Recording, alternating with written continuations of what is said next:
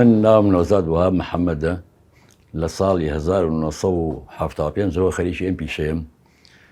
پێشتر من ئەم پیشەیە لە کاکمەوە فێر بووم کاکیشم لە خاڵمەوە فێر بووە خاڵیشم لە جوولەکەکانەوە فێر بووە ئەم پیشەی زەڕەنگەریە لە سلێمانیت دەمێکە هەیە تقریبا بەرەو لە ناوچوون ئەچێت بە واستەی ئەوەی هەندێک زێر لە دەرەوەی وڵات دێنن ئێستا ئەم ئاڵتوونە ئەچین توێنینەوانێ لە پێشوانەوەی بیکێشین بۆی بزانین چی کەمەکان حسابەکەی خۆمان ڕاگرین بۆ لیرێ 7 گرام و 200 بەڵام ئەوە دوای بڕین و ڕاکێشان و پرێسەوانە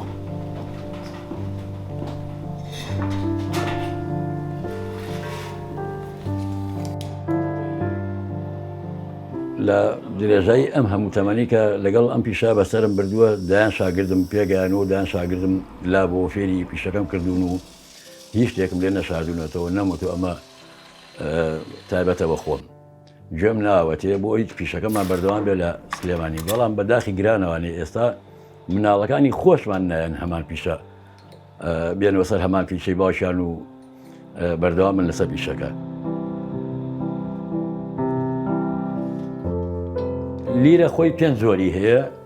لە چارەکە لیرەوە دەست پێکات ئەمە چارەکە لیرەیە ئەمە نیو لیرەیە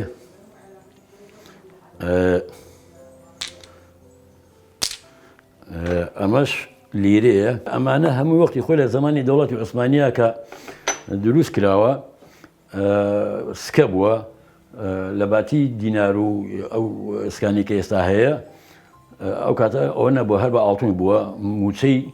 فەرمانبەرانی خوانی پێیراوە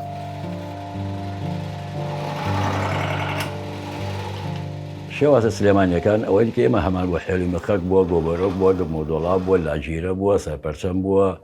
بەڕاق بووە گەردانە بووە ژێرچەنە بووە کرمەک هەبوو ئەم زۆرەشتانە هەبووە لە ناوچەی سلێمانیە هەمووی بە شێوازێکی کوردەواری خۆمان دروست کراوە بەڵام ئێستا بە واستەی هێنانی هەمان ئەو شتانی کە ئێمە لێرە دروستی یانەکەین و چەند ساڵێک لەمە پێش دروست کراوە بەرەو لە ناوچوون ئەسێچکە تێکەڵایان کردووە لەگەڵ کولتوری عەرەبی کولتوری تورکی لەگەڵ کولتوری ئێرانی شتەکان شێواون خۆی جاران کە ئێمە ئیشمان کردووە لە هیچ دەوڵەتێکی دراوسێ و ئەملاوەلاوە ئاڵتوونمان بۆ نەهاتووە هەمووی سنعاتی ناو داخلی خۆمان بووە بەڵام ئێستا و ئاڵتوونانەی کە ئەیانهێنن هۆکارەکەی ئەوەیە تەکنۆلۆژیا زۆر پێشکەوتووە ئەوە لە شێوەی مەعمەلا ئیشەکەن بڵێن دەستی کار زۆری تیان نییە کەمتر ئەکەوێت لە سەریان وەک ئێمەنی ئێستا ئێمە گۆبرێکی دروستکەن بە 3 ڕۆژ 4 ڕۆژن جا گۆبرێکێک بە تاقی تەنیا بۆ دروست دەکرێت